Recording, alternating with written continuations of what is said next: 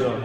So you had on Instagram, you had that little brace on you. What was going on with that? Yeah, I had hurt my the bottom palm of my hand at Michigan State early in the second half, so that's all that was. You doing okay? Yeah, doing a lot. Well, you guys are number one. How's it feel to be number one right now? It feels pretty good. We know it's still early though. We got a long way to go. As far as being, the team that we want to be, playing against ourselves each and every day. Playing against ourselves each and every day, but we just want to be number one at the end of the season. So. How did you think you guys played overall against Eastern Kentucky? We played pretty solid. We could have played a little bit better. We was a little bit sloppy at times, but overall we played pretty good for how they play. They want to muck up the game, make it a transition, trap the whole game. So, and we didn't really get to prepare for it a lot. So for us to be able to come out like that and get a good win, that was pretty good.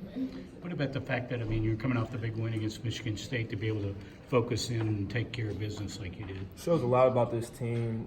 We got a lot of mature players. From top to bottom, I think guys come in ready to play. They know their roles. They know what we need from each and every one of them.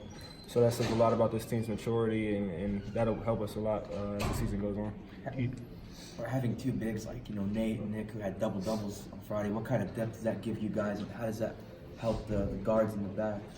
It helps us a lot. Knowing we got a shot blocker like Nick, knowing we got somebody like Nate that's going to talk to us the whole game.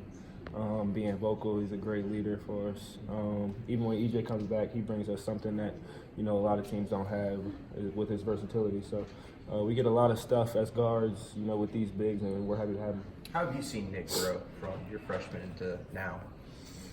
Nick's grown a lot. Not only his height, Nick's grown a lot. He's gotten a lot better. His IQ for the game has really gotten better. His feel for the game has gotten better. He's gotten a lot stronger, since I've seen him. So he's just taking a lot of big steps. How much have you kind of helped him in that process, understanding where he's got to be? A little bit. I sit next to him and film a little bit. So anytime I see something, on the low, I'll hit him on the side, be like, hey, did you see that lob that you could have got or something? And he'll hit me back and be like, yeah, I see that. So just, feeding back off each other, him helping me helping him, has been great.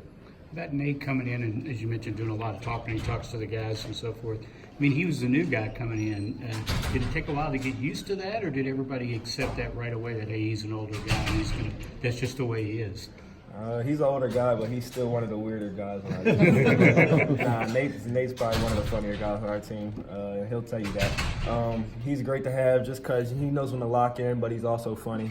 As soon as he stepped in, he took that leadership role. He's been talking on the floor, off the floor. He's a really good guy to have on your team, and you want him in your corner.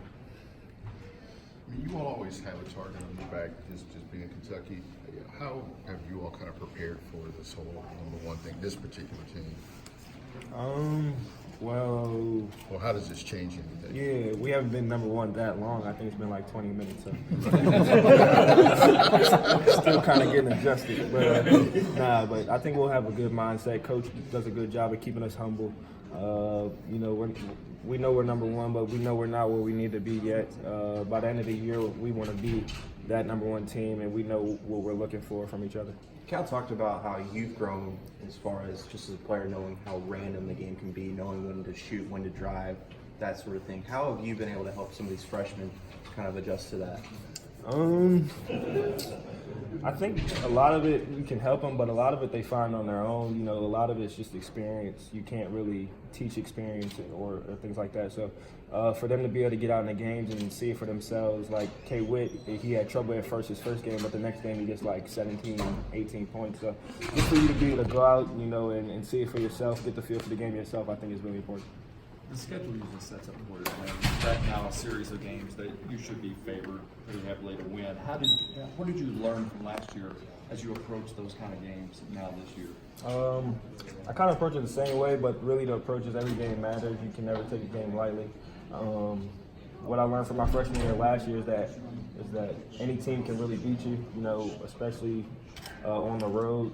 Every team in the SEC is good. I know we don't play any games like that coming up, but even games last year we got down early to teams like Southern, I think it was Southern Illinois or something last year. We started out, like down 15 or 6 or something. So any team can come out, they play hard and they can beat you.